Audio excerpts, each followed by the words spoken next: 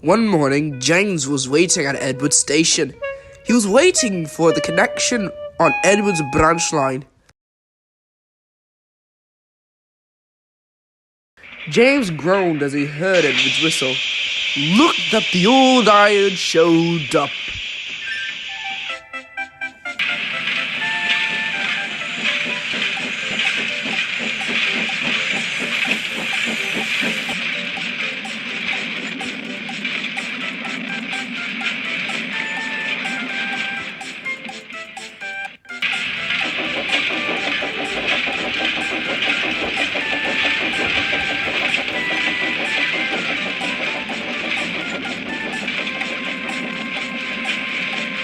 Edward clanked into the station. Why, hello there, James. How was your... Late again, old iron. You must be more on time with your passengers or I'll leave them behind. Edward laughed hysterically at this threat James had given. As James' cheeks went red as his paintwork, he went off in a cloud of steam. Meanwhile, at Metford Yards, Thomas and Percy were shunting trucks for James's next goods train. Percy, make sure that goods train is for James, he said weirdly. Well, come down, Thomas. It's not for James's train now, it's for James's train tomorrow. I'm just prepping it. Just then, the two engines stopped and groaned as they heard James's whistle. Oh, great. Thanks, Percy. You jinxed us. Anyways, now that he's coming, what do you think he's going to complain about this time, Percy? My guess is it's going to be Edward being late at the junction again. Honestly, Thomas, I don't even know. At this point, I can just sit here and go along for the ride, I guess. James wouldn't stop complaining. Even as he went to the yard to do a little bit of shunting, he was still complaining.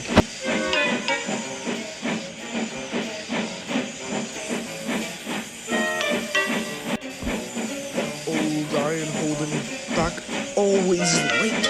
And it's always my fault too. James kept complaining and complaining until he came face to face with Thomas and Percy.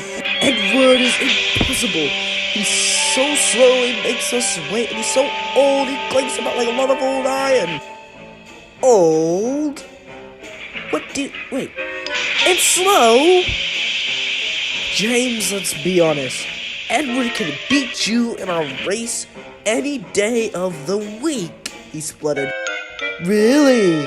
I shall like to see him try, said James as he went off to do some shunting. The next morning, James's driver could hardly stand.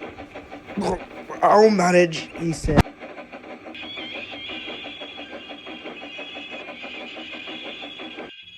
As James struggled to the top of the hill, his driver was getting worse by the second and could barely stand. So while the fireman tended to the driver, James carefully drove himself to the next station.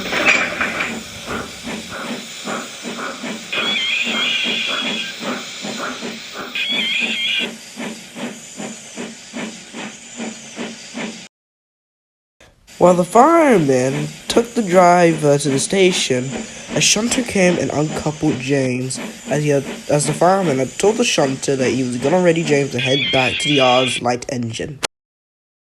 Suddenly, the signalman shouted.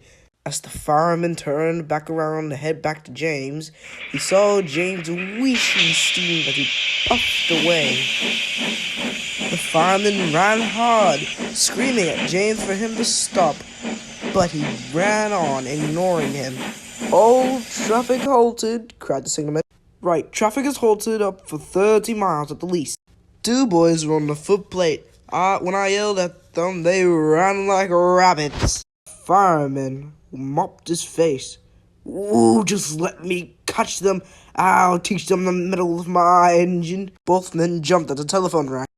"Yep, I have him with me right here. Yep, gotcha. The signalman swung round. An inspector wants you to get a shunter's pole and a wired rope. What for? Said the fireman. Suits me, but you better get them quick. He's coming. The inspector arrived in Edward, who came to a stop at the platform.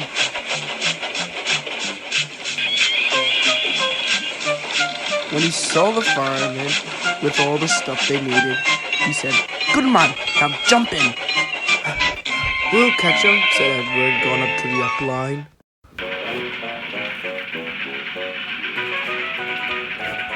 Meanwhile, James was chortling down the line. James raced down the line, chortling to himself. "Ha ha ha! What a lark! What a lark!" he thought to himself. "Ha ha ha! Alright," he thought to himself. "Let me stop and go back and grab my driver." Just then, James realized he couldn't stop. "Not to worry, my driver will." Just then he realized nobody was in his cab. What shall I do?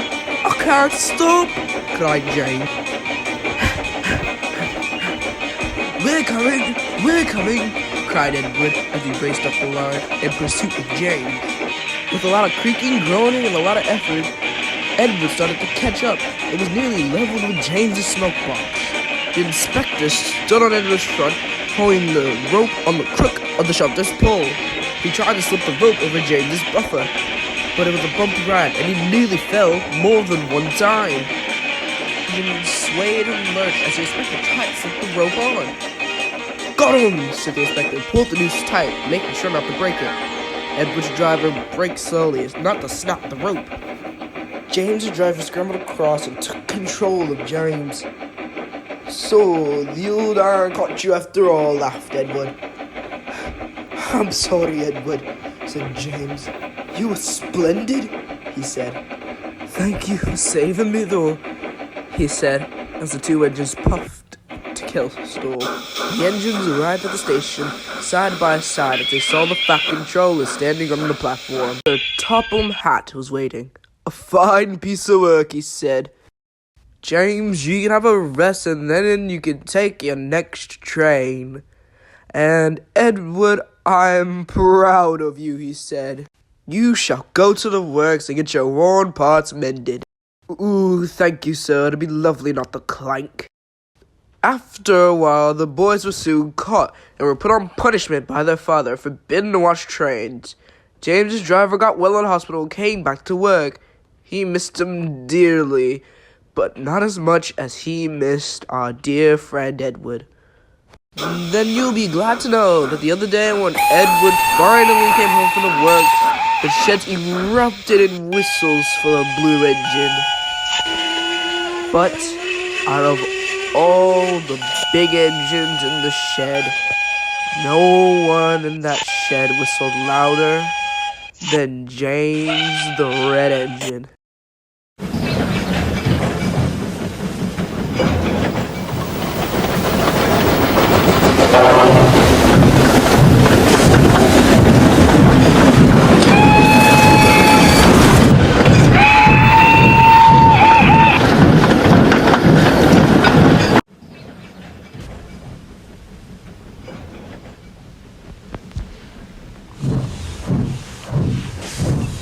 Fuck!